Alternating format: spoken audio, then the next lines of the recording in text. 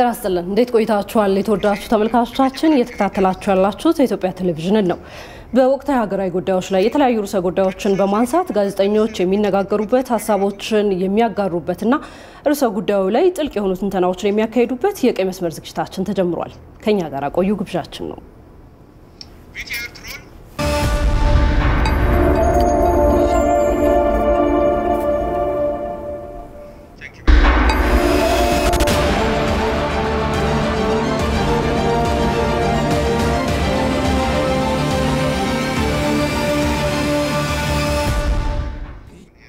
ተመልካቾቻችን የዛሬው ርዕሰ ጉዳያችን የአዲሱ መንግስት የኢኮኖሚ መዳረሻዎች ላይ ትኩረቱን ያደርጋል።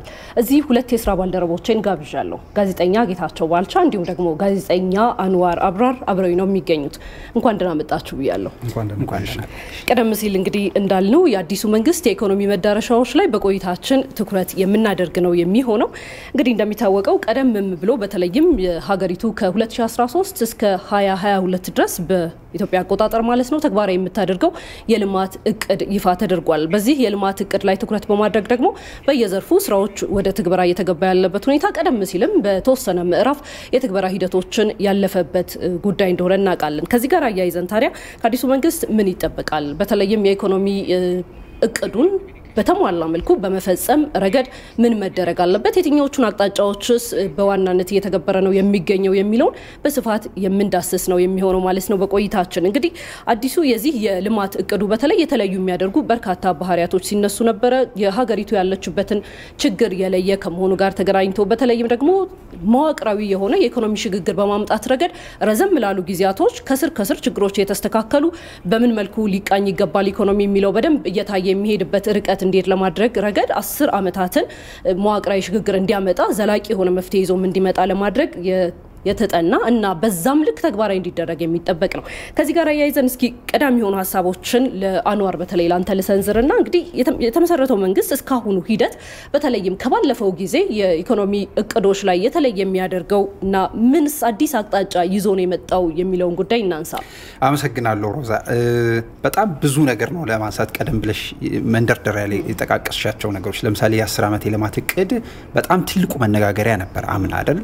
ካቻምናም አንደኛው ጉዳያችን እንደነበር አስተዋውሳለሁ። የ10 አመት እቅድ ብዙ ኢንተግሬትድ እቅድ ወይ ደግሞ በጣም ሴክተር ቤዝድ እቅድ እንደነበረ በደንብ ይነገራል። ይሄ ማለት ምን ማለት ነው? ሴክተሮቹ ያላቸውን ሀብት ያላቸውን አቅም አይተው መስራት የሚችሉትና መድረስ የሚችሉትን የጻፉበትና የተናገሩበት ሰነድ እንደሆነ ይናገራል። ለዚህ ነው ኢንተግሬትድ የሆነና ሴክተር ቤዝድ ሲሆን የሆነ ሰው አቅዶ እንዳልሰጣቸው ራሳቸው የተሳተፉበት እንደሆነ በግልጽ የሚታወቀው። ፋይን እንደዛ ከሆነና አዲስ ፓርቲ አዲስ መንግስት ነው የመጣው።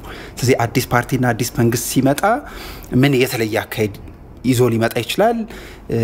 በጣም ጤነኛ ጥያቄ ይመስለኛል ሁላችንም ጋር በደንብ መነጋገር ያለብን። እኔ 3 ዋና ነገሮች አስተውላለሁ። አንደኛው በቀዳሚነት ማነሳው ያለፈው 3 አመት ሆም ግሮን ኢኮኖሚክ ሪፎርም በተደጋጋሚ ምን ሰማው ቃል ነበር። ሆም ግሮን ኢኮኖሚክ ሪፎርም በነገራችን ላይ የ3 አመት እቅድ ነው። አሁን 2 አመት አጠናቆ ሆም ግሮን ኢኮኖሚክ ሪፎርም የሚባለው እቅድ እየተጠናቀቀ እየሄደ ነው። ስለዚህ ያጫጭር ጊዜ እቅድ በጣም ትልልቅ ችግሮችን ምንፈታበት በጣም ጥሩ ውጤት ያመጣ የተባለው ሆም ግሮን ኢኮኖሚክ ሪፎርም ማጠናቀቂያው ዘመን ላይ እየደረሰ ነው። ስለዚህ አጫጭር እቅዶችን ጨርሰን ረጅሙን በጣም ብዙ ጉልበት የሚጠይቅና በጣም ብዙ የሰው ኃይል የሚጠይቀውን የ10 አመት እቅዱን ሀብለን ጀምረናል ማለት ነው። ስለዚህ ወደዛ ሺፍት የምናረግበት አዲስ አካሄድ ይመስለኛል አንደኛው የሚያመጣው። ምክንያቱም በደንብ ካስተዋልን በየቦታው የተከማቸ በጣም ብዙ ችግር ነበረብን።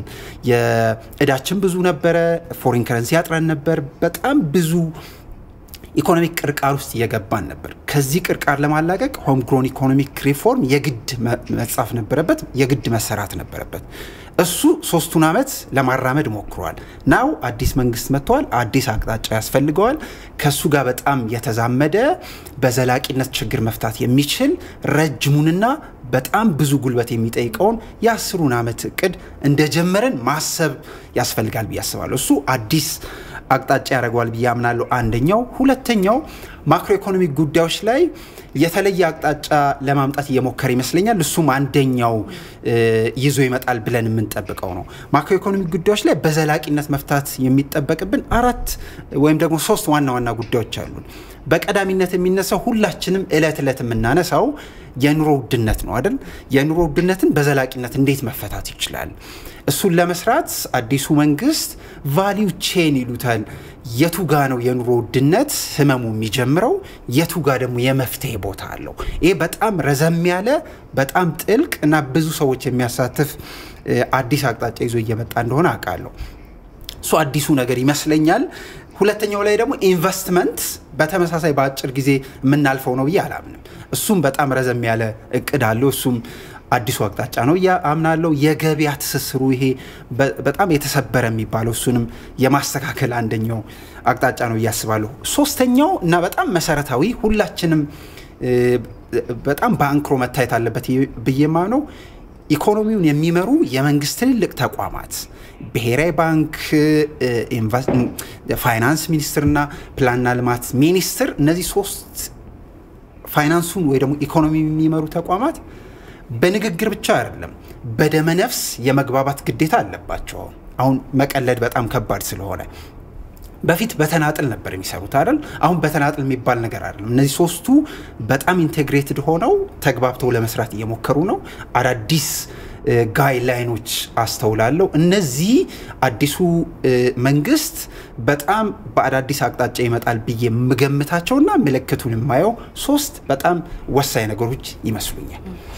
ጌታቸው ወደ አንተ ልምጣና በተለይ አሁን ላይ እንደምንመለከተው በአቅጣጫ ደረጃ ኢኮኖሚውን ሊቀይር የሚችሉ አቅጣጫዎች ከባለፉት የኢኮኖሚ አካሄዶች ከባለፉት የልማት እቅድ ትግበራ አካሄዶች የተለየ መልኩ ስለመያዙ የሚነሳ ሀሳብ አለና አንተ እንዴት ነው የታዘብከው?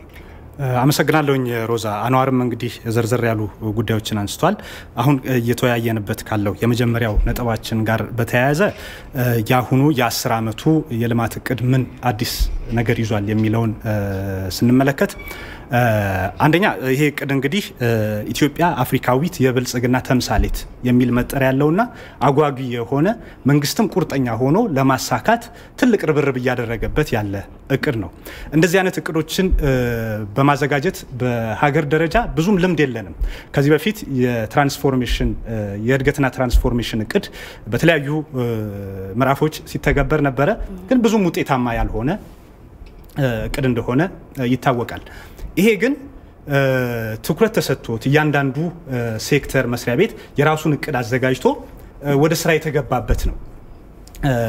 በተለይ ደግሞ አሉ የሚባሉ ተጨባጭ ችግሮችን ለይቶ እነዛን ችግሮች ፈቶ የሚባለውን የኢኮኖሚ እድገት የታሰበውን የኢኮኖሚ እድገት በማረጋገጥ የኢትዮጵያን ብልጽግና ለማሳካት የተነደፈ ነው። እንግዲህ ኢትዮጵያ ውስጥ የኢኮኖሚ እድገት እንግዲህ ከዚህ በፊት ተሳክቷል ይባላል። 2 ዲጂት የኢኮኖሚ እድገት በማሳካት በኩል የሚነሱ ነገሮች አሉ። ግን እነዚህ እድገቶች የመጡት ከፍተኛ የዕዳ ጫና በማምጣት ከፍተኛ የኑሮ ውድነት በመፍጠር ከፍተኛ የስራ አጥነትን በመፍጠር ሳንካ ያለበት ነው ከዚህ በፊት የተመዘገበው የኢኮኖሚ እድገት። ስለዚህ የ10 ዓመቱ እቅድ እንግዲህ በተጨባጭ እነዚህን ችግሮች ፈቶ እድገትን ለማሳካት የታለመ እንደመሆኑ መጠን 3 ዋና ዋና ጉዳዮች ላይ ትኩረት አድርጓል። አንደኛው ማህበራዊ ፍትህን ማስፈን ነው። ማህበራዊ ፍትህን ማስፈን ሲባል ዜጎች ፍትሃዊ የልማት ተጠቃሚ እንዲሆኑ ፍትሃዊ ተሳትፎ እንዲኖራቸው እንዲሁም ደግሞ የትምህርት ሌሎች የመሰረተ ልማት በቴክኖሎጂውም በየትኛውም መስክ እኩል ተጠቃሚ እንዲሆኑ የማድረግ ነው። ልማት ማህበራዊ ፍትህን ማስፈን ሲባል እንግዲህ አንድ አዲስ አበባ የሚኖርና ጠረፍ የኢትዮጵያ አካባቢ የሚኖር አንድ ሰው እኩል እድል ኖሯቸው እኩል በሀገሪቱ እድገት እንዲሳተፉ ለማድረግ ያለመም እቅድ ነው ይሄ እቅድ አንደኛው። ሁለተኛው ፈጣን የኢኮኖሚ እድገትን ማረጋገጥ ነው። ፈጣን የኢኮኖሚ እድገትም እንዴት ይረጋገጣል ሲባል እንግዲህ ከዚህ በፊት በኢኮኖሚ ውስጥ ትልቅ ተሳትፎ የነበረው መንግስት ነው። ይሄ እቅድ ግን የ10 ዓመቱ እቅድ በተለይ በ3ቱ ዓመት ሀገር በቀል የኢኮኖሚ ማሻሻያም ትልቅ ልምድ የተገኘበት የግሉን ዘርፍ ማሳተፍ ለኢትዮጵያ እድገት ቀጣይነትና ዘላቂነት ያለው እድገት ለማምጣት ትልቅ አስተዋጽኦ እንዳለውም መንግስት አምኖ ከዛ አንፃር የተሰራ ነው ይሄ እቅድ ማለት ነው። እንግዲህ የግሉን ዘርፍ ተሳትፎ ለማሳደግ እምቅ አቅሞችን መጠቀም ላይ እንዲሁም ደግሞ ለግሉ ዘርፍ በቂ ፋይናንስ የማቅረብ የግሉ ዘርፍ ያሉበትን ችግሮች በመፍታት በኢኮኖሚ ውስጥ ያለውን ተሳትፎ ማሳደግ ትልቅ ትኩረት የተሰጠው ጉዳይ ነው። ከዛ በተጨማሪ እንግዲህ ይህ የኢኮኖሚ እድገቱ ሲመዘገብ የኢኮኖሚ መረጋጋት ማክሮ ኢኮኖሚ መረጋጋት በተለይ የተነሱ ችግሮች ቀደም ይሄ የዋጋ ንረት፣ የስራ አጥነት፣ የዕዳ ጫና፣ የውጭ ምንዛሪ እጥረትን መቅረፍ እንዲችል ተደርጎ የታቀደ እቅድ ነው ማለት ነው።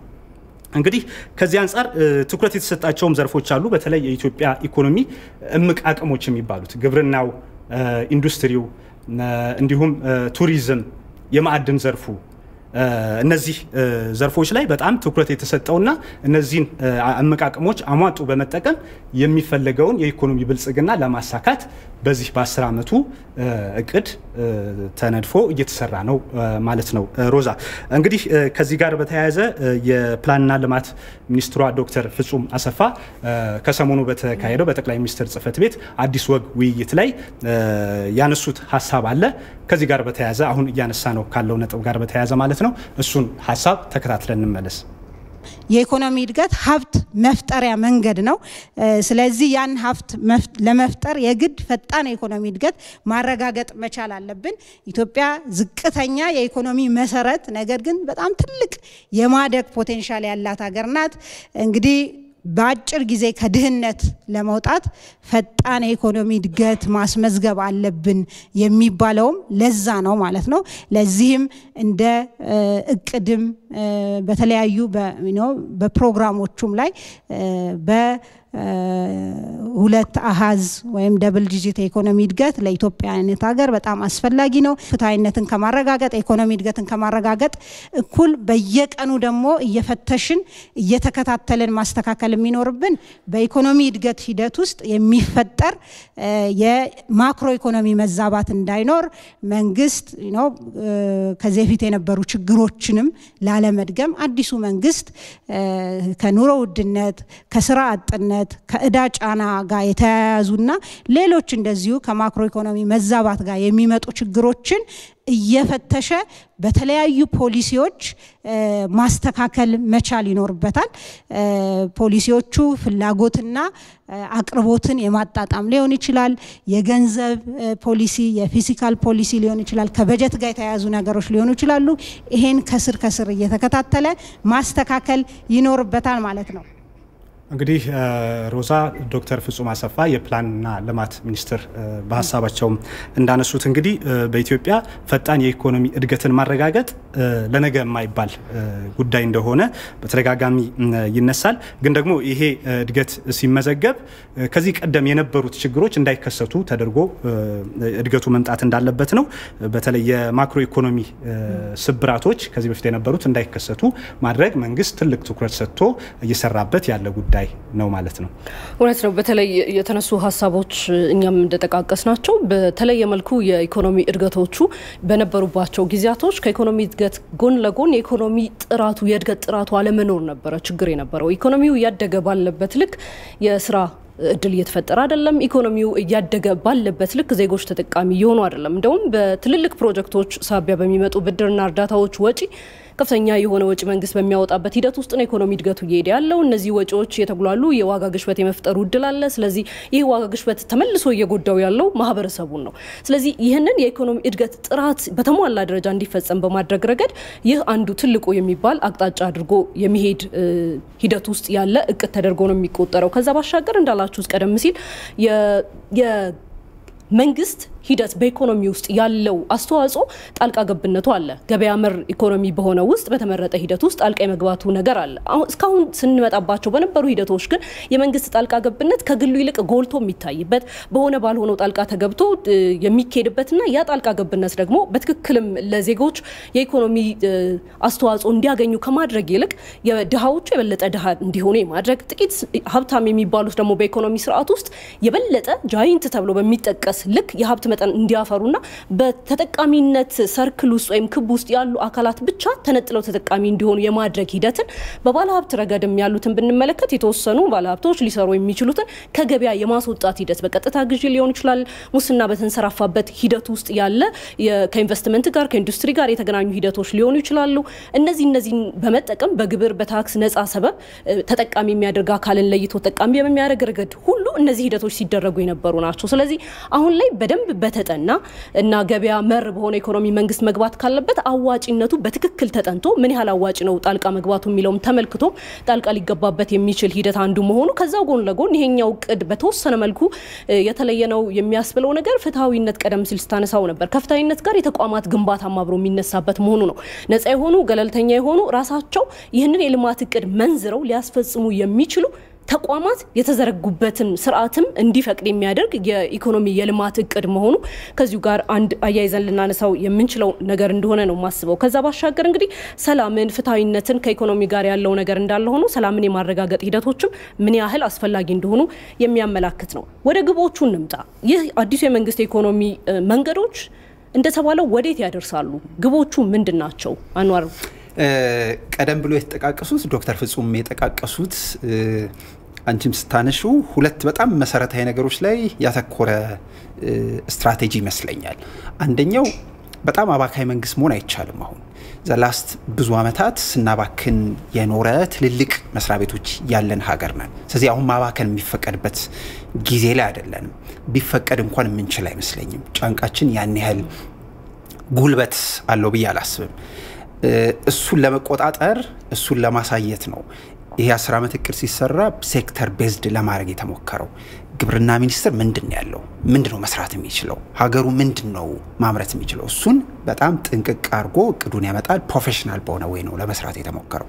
እሱ አባካኝነትን መቀነስ ይችላል ብዬ አስባለሁ። ሌላኛው ፕራይቬት ሴክተር በጣም የሚበረታታበት እንደሆነ ይነገራል። የግል ሴክተር ሁልጊዜ ፕሮዳክቲቪቲ ወይ ደግሞ አምራችነት በመንግስት ብቻ ሊመጣ አይችልም። ትልልቅ የግል ሴክተሮች በጣም ጥራት ባለው መልክ ምርታማነታችንን እንደ ሀገር መጨመር ካልቻሉ በመንግስት ብቻ የሚመጣ ሀብት ብዙ አያራምደንም ምንም ጥያቄ ስለዚህ ፕራይቬት ሴክተሩ በጣም ነቃ ብሎ ፕሮዳክቲቪቲ ላይ በጣም አተኩሮ መስራት እንዳለበት በተደጋጋሚ ይነሳል ብዬ አስባለሁ።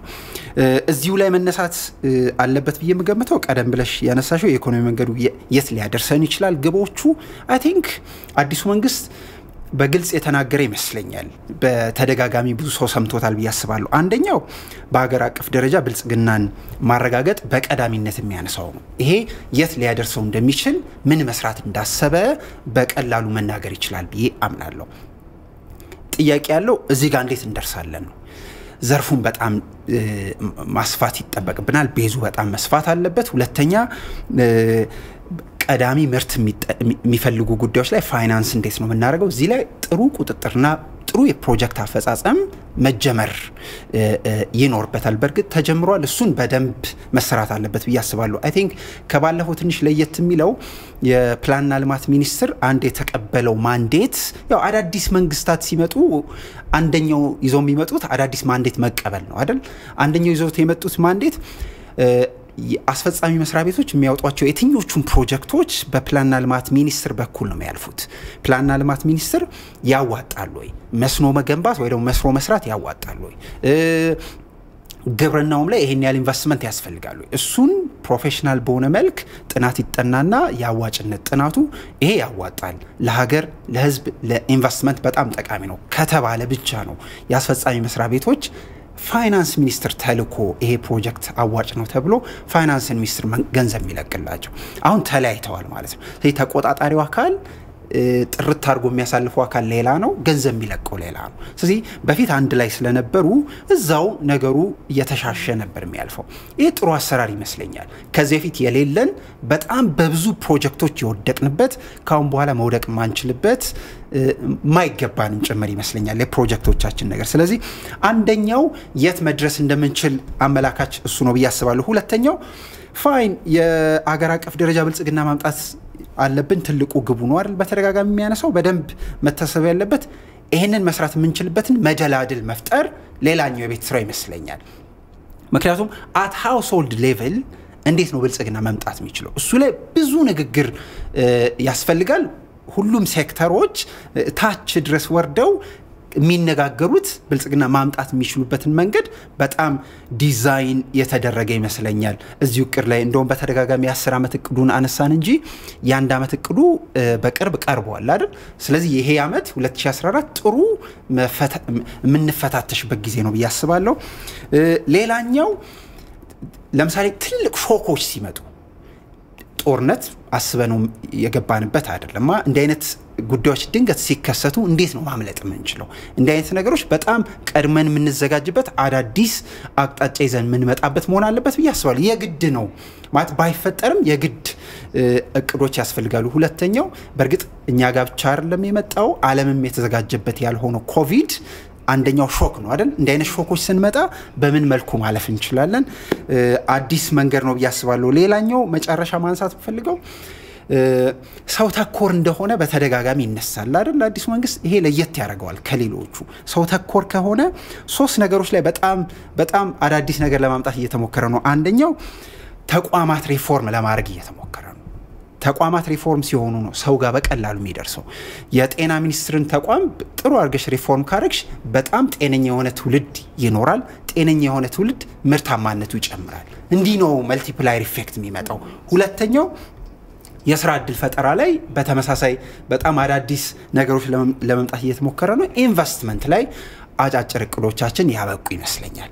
ረጅሙና በጣም ቆፍጠን ያለ ስራ የሚጠይቀውን ጉዞ የጀመረን ይመስለኛል። እነዚህ 3ቱ ዋና ዋና አዳዲስ መንገዶች ይመስሉኛል። እንግዲህ እስካሁን ከተሄደበት ርቀት በተለይ ሀገር በቀል ማሻሻያዎችን የኢኮኖሚ ማሻሻያዎችን ከተጀመረ በኋላ የሄዱ ርቀቶች አሉ። እስካሁን ድረስ ውጤት የሚያመጡ በትክክል በፋይናንስ ዘርፉ ላይ የመንግስት ወጪን በመቀነስ ሂደት ውስጥ ፈጣን የሆኑ የፕሮጀክት አፈጻጸም ሂደቶች ላይ እንደዚህ 1-2 ተብሎ ሊመነዘሩ የሚችሉ ሊቆጠሩ የሚችሉ ለውጦች በኢኮኖሚ ሂደት ውስጥ እየተመለከትን ነው። እነዛን እንግዲህ በልማት እቅዱ ውስጥ በደንብ ተሰናስሎ እንዲቀጥል በማድረግ ሂደት ውስጥ ምክንያቱም የኢኮኖሚ የምጣኔ ሀብት ጉዳይ አንዱ ሲነካ የሌላኛው ሌላ ችግር መፍጠሪያ ወይም ደግሞ ሌላ ውጤት ማምጫ አይነት የተሰናሰለና አንዱ የሌላው ምክንያት አንዱ ደግሞ የሌላው ውጤት ሆኖ የምናገኝበት አይነት አካሄዶች እጅግ ሰፍተው ነው የምናገኛቸው። ስለዚህ በአንድም በሌላም የአንደኛውን ችግር መፍታት ሌላኛው ላይ ውጤት ሊያመጣ የሚችልበት ርቀቶች አሉ። ከዚህ ቅድ አኳያ አሁንም ስንመለከተው በምን መልኩ ነው ለመሄድ የተመረጠበት ሂደት? ከግብስ አኳያ ከዘርፍም ልናነሳው እንችላለን። በተለይ ትልቅ የሚባሉ ማክሮ ኢኮኖሚውን ሊያንቀሳቅሱ የሚችሉ ዘርፎች እንዳሉ እናውቃለንና በግብ ረገድ በ10 ዓመታት ጊዜ ውስጥ እንዴት ነው ግብ ለማሳካት እየተሄደበት ያለው መንገድ? ግቦቹስ ምንድናቸው ጌታቸው? እሺ ሮዛ እንግዲህ ተጠቃቅሷል ሀሳቦቹ። ግቦቹን እስቲ ከቁጥር አንፃር ብናያቸው በተለይ አሁን እንግዲህ የ10 ዓመት እቅዱ ላይ የኢኮኖሚውን መሪነት ይይዛል ተብሎ የሚታሰበው የኢኮኖሚ ዘርፍ የአምራች ኢንዱስትሪው ነው። ከኢንዱስትሪውም ደግሞ አምራች ኢንዱስትሪው ነው። አሁን ኢንዱስትሪው እንግዲህ በጥቅል ሀገራዊ ምርት ወይም ጂዲፒ ውስጥ ያለው ድርሻ 29% ነው። ግብርናው ነው አሁን ከፍተኛ ድርሻ ያለው በጂዲፒ ውስጥ ማለት ነው። የኢንዱስትሪውን ድርሻ አሁን ካለበት 29% ወደ 35.9% ለማሳደግ ታቅዷል። ከኢንዱስትሪም ዘርፍ ደግሞ አምራች የሚባለውን እሴት የሚጨምረውን የኢንዱስትሪ ሰብ ሴክተር ወይም ንዑስ ዘርፍ ብናይ ያለውን ድርሻ በ10 ዓመት ውስጥ አሁን ካለበት 6.9% ወደ 17.2% ለማሳደግ ግብ ተቀምጧል። ይሄ በጣም ትልቅ የሚባል እቅድ ነው ለማሳካት የተቀመጠው ማለት ነው። በዚህ ውስጥ ግን ግብርናውም ለምሳሌ አሁን 32.7% ነው ያለው ድርሻ ከጥቅል ሀገራዊ ምርት ያንን ወደ 22% ዝቅ ለማድረግ ታቅዷል። አምራች ኢንዱስትሪው ወይም ኢንዱስትሪው ያድጋል ሲባል የግብርናው ድርሻ ግን ይቀንሳል ማለት ነው። ይህ ማለት ግን የግብርናው ምርታማነት ይቀንሳል ማለት አይደለም። ለኢንዱስትሪው የግብርና ምርታማነት በጣም ወሳኝ ነው። ስለዚህ ግብርና እያደገ ይሄዳል። ግን ደግሞ በጣም የሚያድገው የትኛው ዘርፍ ነው ማለት ነው? ኢንዱስትሪ ዘርፍ ነው ማለት ነው። ስለዚህ ግብርናና ኢንዱስትሪ ተመጋግበው የሚፈለገውን እድገት ማሳካት ይቻላል ማለት ነው። በዛ አሰራር የአገልግሎቱ ዘርፉም አሁን ካለበት 39.5 በመቶ በ10 ዓመት ውስጥ ወደ 42 በመቶ ለማሳደግ ግብ ተቀምጧል ማለት ነው። በ10 ዓመት እቅድ ውስጥ እንግዲህ ይህ የሚሳካውም በምንድን ነው ማለት ነው? ቀደም ብለንም እንዳነሳ ነው በኢኮኖሚ ውስጥ የመሪነት ሚናውን የሚጫወተው ማን ነው? የግሉ ዘርፍ ነው ማለት ነው። ከመንግስት ተቀብሎ ማለት ነው። ይሄ ሲሆን ደግሞ መንግስት ደግሞ የተለያዩ የፋይናንስ አቅርቦት ሊሆን ይችላል፣ መሰረተ ልማቶችን ሊሆን ይችላል፣ የአሰራር ማሻሻያዎችን ሊሆን ይችላል። እነዚህን መደላድሎች እየፈጠረ ይሄዳል ማለት ነው መንግስት። ሌሎቹንም ብናይ በማህበራዊ ዘርፍ ያሉ ግቦችን የተቀመጡ ብናይ በ10 ዓመት ውስጥ እንግዲህ የነፍስ ወከፍ ገቢን በአማካይ በ8 በመቶ በየአመቱ እያደገ ሄዶ በ2022 ዓመተ ምህረት አሁን ካለበት ወደ $2201 ያድጋል ማለት ነው። አማካይ ያንድ ሰው የነፍስ ወከፍ ገቢ ማለት ነው። የድህነት ምጣኔንም አሁን ካለበት ከ20 በመቶ ወደ 7 በመቶ ዝቅ ለማድረግ ታቅዷል። የከተማ ስራ አጥነት ምጣኔንም አሁን ካለበት 18.7 በመቶ ወደ 9 በመቶ ዝቅ ለማድረግ ታቅዷል። እንዲሁም ሌሎቹንም ዘርፎች ብናይ ወሳኝ የተባሉትን የኤሌክትሪክ አቅርቦትን ለምሳሌ አሁን 4478 ሜጋዋት ያህል ነው የማመንጨት አቅም። በ2022 ግን 17000 ሜጋዋት በላይ ለማድረግ ታቅዷል። እንግዲህ የኤሌክትሪክ ተጠቃሚዎችንም ቁጥር አሁን ካለበት 5.8 ሚሊዮን ወደ 24.3 ሚሊዮን ለማድረስ ታቅዷል። እንግዲህ የጤና አገልግሎትን፣ የትምህርት ጥራትና ተደራሽነትን ማሳደግ፣ የመጠጥ ውሃ አቅርቦትን ማሳደግ በዚህ በ10 ዓመቱ እቅድ ውስጥ የተያዙ ዋና ግቦች ናቸው ማለት ነው። እነዚህ ግቦች ትልቅ ናቸው። መንታታት እንዳይፈጠር የግብርና ነገራችን ወደ 32.7 በመቶ ይቀንሳል ሲባል ሁልጊዜ ኢንዱስትሪና ግብርና ኢንተርሊንክድ ናቸው አይደል? አንዱ እዚህ ሀገር ትልልቅ ኢንዱስትሪ እንገነባና ጥሬ ዕቃ ሳይኖረን ከውጭ ጥሬ ዕቃ እያስመጣን ኢንዱስትሪያችን ማሳደግ በጣም ትክክል አይደለም። ይሄ ማለት ግብርናችን በጣም በየአመቱ እንዲያድግ እንጠብቃለን አይደል? ግብርናችን ያድጋል ተብሎ የሚታሰበው 5.9 በመቶ ነው። ምርታማነታችን ፕሮዳክቲቪቲያችን ይጨምራል። ያን ኢንዱስትሪያችን በቀላሉ ጥሬ ዕቃ ማግኘት ይጀምራል። ስለዚህ ኢንዱስትሪ ቤዙ ይሰፋል። ኤክስፖርታችን ይጨምራል። ኤክስፖርት ረቨኑ እንዲህ ያለ ነው ካልኩሌሽን የሚሰራው። መልቲፕላየር ኢፌክት አለው። በጣም ቀጭን መስመር ነች። ሚስኮንሰፕሽን እንዳይፈጠር ለማስተዋል መርነቱን የመረካከብ ጉዳይ ነው የሚሆነው። አሁን ላይ ያለንበት የኢኮኖሚ ሂደት ግብርና መር የሆነ የኢኮኖሚ ሂደት ነው። ይህን ግብርና መር የሆነ ኢኮኖሚውን ሂደት ኢንዱስትሪው በተለይም ደግሞ አምራች ኢንዱስትሪው ዘርፍ እንዲረከበው በማድረግ ረገድ ሰፊ ሂደቶችን መሄድ ማለት ነው። እንግዲህ ግብርናውንም አብሮ ትራንስፎርም ነው የሚያደርገው። አምራች ኢንዱስትሪ በመጣ ቁጥር የበለጠ ግብርናውን እያቀላጠፈው ነው የሚሄደው። ኋላ ቀር የሆነ ግብርናውን ወደ ዘመናዊ የግብርና ስርዓት በመቀየር ረገድም አርሶ አደሩም ተጠቃሚ ይሆናል። ከፍተኛ ምርትም የማግኛ እድሎች ይፈጠራሉ ማለት ነው። ስለዚህ በመላው ሂደት ስንመለከተው የ10 ዓመት የልማት እቅዱ እጅግ ሰፊ እና ደግሞ በየዘርፉ የተከፋፈለ እንደተባለውን ቀደም ሲል እንዳልነው ከሌላው ጊዜ በተለየ አሁናዊ የሆነውን የሀገሪቱን ሁኔታ አብጠርጥሮ የተመለከተ የልማት እቅድ ጭምር ነው። ይህ የልማት እቅድ ችግሮች በቀውሶች ጊዜ ምን ሊከሰት ይችላል? እንዴትስ መውጣት አለባት ሀገሪቱ? እንደተባለ የኮቪድ-19 ሁኔታ ነበረ። ከሀገር ውስጥ ከውጭ የምንጠብቃቸው በርካታ ፈተናዎች አሉብን አሁን ላይ ልናነሳቸው የምንችላቸው እና ይህንንም ሁሉ አብሮ በሚመልስ መልኩ የተዘጋጀ የልማት እቅድ ሆኖ እናገኘዋለን። እንግዲህ ቀደም ሲል እንዳሉ ይህን ሰፊ የሆነ እና ጥልቀት ያለው እና አመራሩ በከፍተኛ ቁርጠኝነት ሊተገብረው እንደሚገባ ታሳቢ ተደርጎ በኋላ ላይ ከየትኛው አካል ምን ይጠበቃል የሚለውን በስፋት የምናነሳ ሆኖ ነገር ግን አሁን ባለንበት ሂደት አስቻይ የሚባል ሁኔታ አለ ወይ? ምንድነው አስቻይ ሁኔታዎቻችን? አንድም ሁለትም ደግሞ ከአስቻይ ሁኔታዎቻችን ጎን ለጎን ደግሞ ወቅታዊ የምንላቸው ፈተናዎቻችን በተለይም ይህንን የልማት እቅድ ለመተግበር ምንድናቸው የሚለውን እናንሳ ነው። ሶስት ነገሮች ባነሳ ደስ ይለኛል። አስቻይ ሁኔታዎች በቀዳሚነት አሁን በአንጻራዊነት ካስተዋልን የዓለም የገበያ ሁኔታ እየተረጋጋ ነው። የዓለም የገበያ ሁኔታ የተረጋጋው ኮቪድ በጣም አስጨንቆ ነበር ዓለምን ያዘው አይደል? አሁን ሰው ፈታ ያለ ነው። ካፌ ሄዳል፣ ዓለም አቀፍ ማለት ነው። ካፌ ሄዳል፣ ስቴዲየሞች ሞልተው ነው የምናየው። ይሄ ማርኬቱን ነው የሚናገረው ከጥንቃቄው ጋር ማለት ነው። ኮቪድ-19 አብሮ ይሄ ዓለም አቀፍ እንደዚህ የምናየው ነገር የተነቃቃ በጣም የተረጋጋ ያለ ኢኮኖሚ ለመፍጠር እየተሞከረ ነው። ይሄ በጣም ትልቅ እድል ነው። ምክንያቱም በጣም ገበያው የተነቃቃ ያለ ዓለም ብዙ ዲማንድ ይፈልጋል ማለት ነው።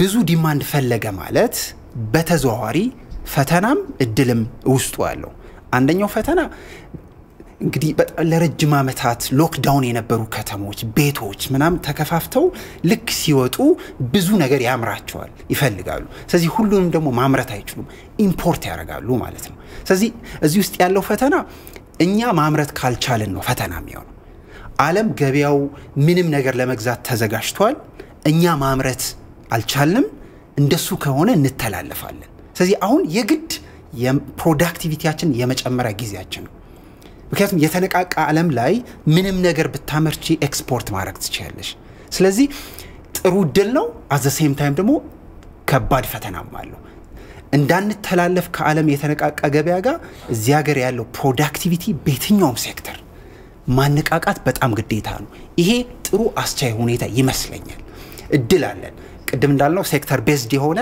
ሁሉም ሰው በጣም ኢንተግሬትድ የሆነ እቅድ አለን ይሄን እቅድ አፕላይ መተግበር አለብን ስንተገብር ፕሮዳክቲቪቲያችን ይጨምራል ዓለም ተነቃቅቷል በቀላሉ መሸጥ እንችላለን ያኔ ፎሪን ከረንሲያችን ይጨምራል ጥሩ አስቻይና ጥሩ እድል ይመስለኛል በቀዳሚነት ሁለተኛው ማነሳው ባለፉት 3 አመታት በደም ካስተዋልን ከፋይናንስ ዘርፉ ጀምሮ በጣም ብዙ ኢኮኖሚ የሚመሩት ተቋማት አዳዲስ ህጎች ወጥተዋል በጣም ብዙ ባንክ ተጠቃሚ መጥቷል አይደል ሁለተኛ ቴሌብር ብቻ የኢትዮጵያን ኢኮኖሚ በምን መጠን እንዳንቀሳቀሰው ለማየት ሞክረናል ዲጂታል ላይ የመጣው የቢዝነስና የኢኮኖሚ ጉዳይ ቀላል አይደለም አዳዲስ ጋይድላይኖች እየመጡ ነው እነዚህ ነገሮች ፍሬያቸውን የምናየው አሁን ነው ስለዚህ ይሄ ጥሩ እድል ይመስለኛል ለረጅም ዘመን ህጉ ይወጣል አሰራሩ ይመጣል ከዛ ጊዜ ይፈልጋል አይደል እስኪ ተገበር አሁን እየተለማመድ ነው ተለማምደን እየጨረስን ይመስለኛል ስለዚህ ከዚህ ጊዜ ጀምሮ ጥሩ አስቻይ ሁኔታችን ብዬ ማስበው ይሄን መሰረተ ልማት ለመጨረስ ሞክረናል ጥሩ እድል ላይ ነው ያለነው ዲጂታሉ ተነቃቅቷል ይሄን ኢኮኖሚ ማስሮጥ የኛ ስራ ነው ከባዱ እድል እሱ ይመስለኛል ሶስተኛው በደም ካስተዋልን አዲሱ መንግስት በፊት አዳዲስ አመራሮች እና ይነበር አይደል አይተናቸው ማናቃቸው እንደ አይነት ሰው እዚህ ሀገር አለ እንደ እንል ነበር አይደል አዳዲስ አመራሮች አሁን ለመድናቸው ልክ የመጡ ጊዜ በተደጋጋሚ የሚነሳባቸው ወቀሳ ቢሮክራሲውን አያውቁትም ሀገሩን አያውቁትም ኢኮኖሚው ከኢትዮጵያ ጋር በጣም መግባባቱን በደም መረዳት ከብዷቸዋል በተደጋጋሚ የሚነሳባቸው ክስ ነበር 3 አመት ሀገሩንም ቢሮውንም እየመሩ ኖሩ ይሄ እድል ነው ይሲ አሁን ሀገሩን አውቀውታል ቢሮክራሲ አውቀዋል የሀገሩን ፖለቲካል ኢኮኖሚ መንገድ ገብቷቸዋል አሁን ስልጣን ይዘዋል ናው ስራ የመጀመሪያ ጊዜ ነው ማለት ነው ስለዚህ ይሄ በጣም ጥሩ እድል ይመስለኛል ልምዶቹ እንደቀላል እንዳይታዩ ስለማስብ እነዚህ 3 አንኳር ነገሮች ይታዩኛል ጌታቸው ዳንተ ለምጣ አስቻይ ሁኔታዎች የተጠቀሱ አሉ ምጨምራቸው ካሉ እናንሳና ፈተናዎቹንም ግን አብረን እንመልከታቸው እሺ ሮዛ እንግዲህ ብዙ ጉዳዮችን አንስቷል አንዋር ግን እኔም ደግሞ ያልተነሱ ጉዳዮችን ላንሳ ኢትዮጵያ ገና በማደግ ላይ ያለ ኢኮኖሚ ባለቤት ነች ይሄ አንዱ ትልቁ እመቃቀም ነው ኢኮኖሚስቶችም የሚሉት ነው ይሄ ያላደገ ኢኮኖሚ ብዙ አቅሞቹን ሲጠቀም በተለይ እንደ ኢትዮጵያ ከፍተኛ ሰራተኛ ወጣት የሰው ኃይል ያላቸው ሀገራት እንዲሁም የተለያዩ ሀብቶች ያላቸው ሀገራት ይህንን እመቃቀም በመጠቀም ከፍተኛ እድገት ማስመዝገብ ይችላሉ ኢትዮጵያም የዚህ እድል ባለቤት ስለሆነች አንዱ አስቻይ ሁኔታ ነው ሁለተኛ እቅዱ በራሱ ትልቅ የሚያጓጓ ለማሳካት ከድህነት መውጣት የማይፈልግ የለም ብልጽግናን ማረጋገጥ የማይፈልግ የለም ከውጪ መጽዋዕትነት መውጣት የማይፈልግ የለም ይሄ በራሱ ፍላጎቱ የማደግ ፍላጎቱ ራሱ ሌላው አስቻይ ሁኔታ ነው ማለት ነው ሌላ የግብርና ዘርፉን ማየት እንችላለን ኢትዮጵያ ግብርና ምር ኢኮኖሚ እንደመምራቷ በተለይ ቀጠናዋ በምስራቅ አፍሪካ ያሉትን የጎረቤት ሀገራትን በደንብ የገበያ አቅም መጠቀም ከቻለች ለዛም የሚሆን ምርት ማምረት ከቻለች ትልቅ እድል ነው አንዋርም እንዳነሳው አሁን ከኮቪድ በኋላ ፖስት ኮቪድ ድህረ ኮቪድ የዓለም ኢኮኖሚ ትልቅ ፍላጎት የሚጨምርበት ነው ከዚህ ጋርም ተያይዞ ኢትዮጵያ ለውጭ የምታቀርባቸው ምርቶች ፍላጎት ይጨምራል ከዚህ ከኮቪድ በፊት ከነበረውም ጊዜ በጣም ይጨምራል የሚል ነገር ስለሚነሳ እነዛ ላይ መስራት ከቻለች ኢኮኖሚዋንም በዛው ማሳደግ ትችላለች ማለት ነው በተለይ ደግሞ አሁን የለውጡ አመራር ለኢንፎርሜሽን ኮሙኒኬሽን ቴክኖሎጂ ለአይሲቲ ዘርፍ የሰጠው ትኩረትም ትልቁ አሁን ያለውን ኢኮኖሚ በማንቀሳቀስ የሚፈለገውን እድገት ለማምጣት ትልቅ አቅም የሚፈጥር ነው። እነዚህ አስቻይ ሁኔታዎች ናቸው ብለን ልናነሳ እንችላለን።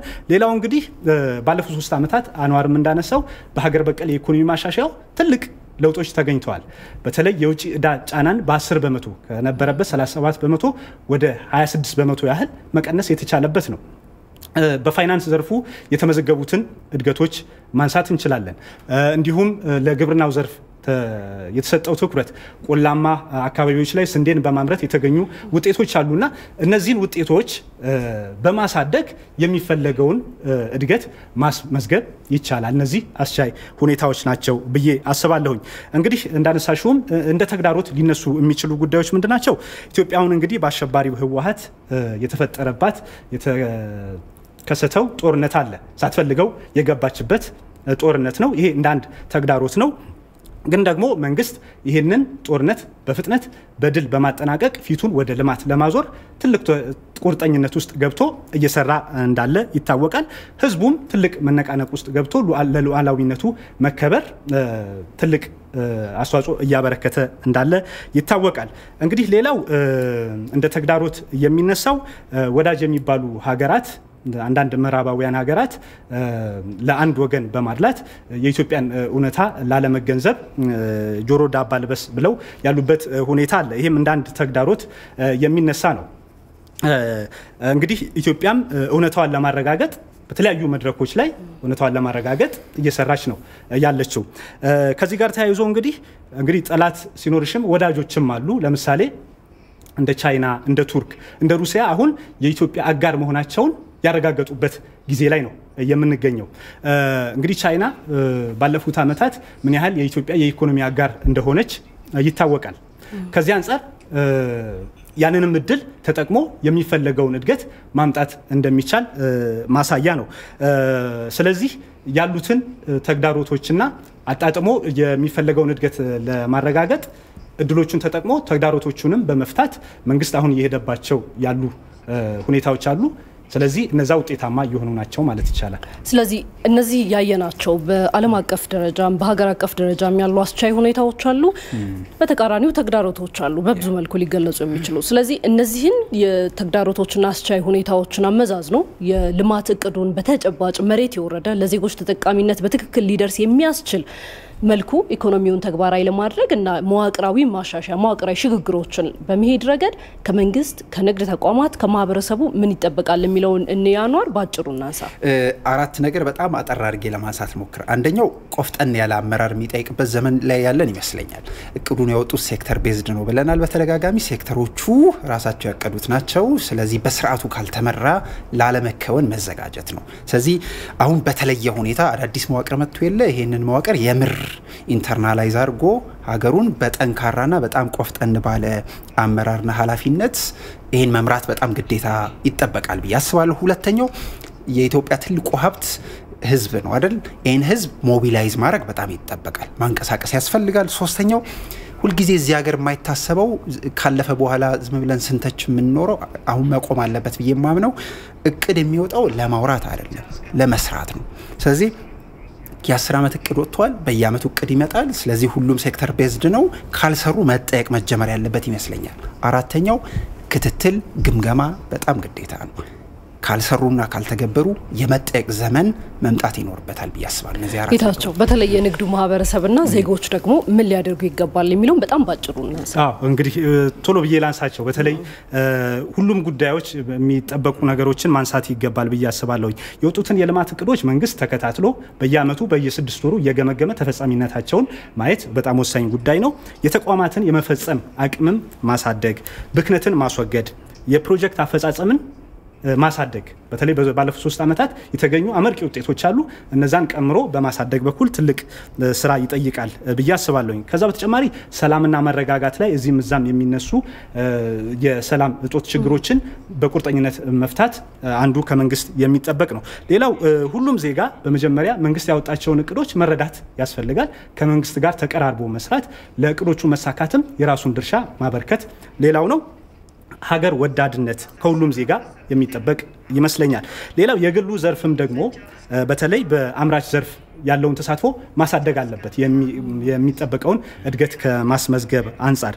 ሌላው ለሀገር ታማኝ መሆን ያስፈልጋል። ለምሳሌ መንግስት የሚያወጣቸውን ህጎች በአግባቡ ተከትሎ ንግድንም ሆነ ሌሎች ስራዎችን ግብር መክፈል አንዱ ሊሆን ይችላል። ለወጡት ህጎችም ተገዢ መሆን ሌላው ከንግዱ ማህበረሰብ የሚጠበቅ ሀሳብ ነው ማለት ነው። ጊዜ ካለን ከዚህ ጋር በተያያዘ እንግዲህ ምናልባት አንቺም ሰፋ ያለ ጊዜ ስላለ ልታነሹ ትችላለሽ። በሌላ ጊዜ ሌሎች ሀሳቦችን በተለይ ከዚህ ከ10 ዓመት የልማት እቅድ ጋር የተገናኙ ሀሳቦችን ወደፊት ተጨማሪ ጊዜያቶች ይዘን የምንዳስሳቸው ጉዳይ ነው የሚሆነው። ለዛሬው ግን ጋዜጠኛ አንዋር አብራር እንዲሁም ደግሞ ጋዜጠኛ ጌታቸው ባልቻ ጋር አድርጌ ለሰዓታችሁም ለውይይታችሁም አመሰግናለሁ። እኔም አመሰግናለሁ። የተወዳጁ ተመልካቾቻችን የዛሬው የቀይ መስመር ዝግጅታችን የአዲሱ መንግስት የኢኮኖሚ መዳረሻዎች ላይ ትኩረቱን አድርጎ ነበር። ሮዛ መኮንን ውይይቱን እየመራው አብራችሁ ቆይቻለሁ። በያላችሁበት መልካም ጊዜ ይሁንላችሁ።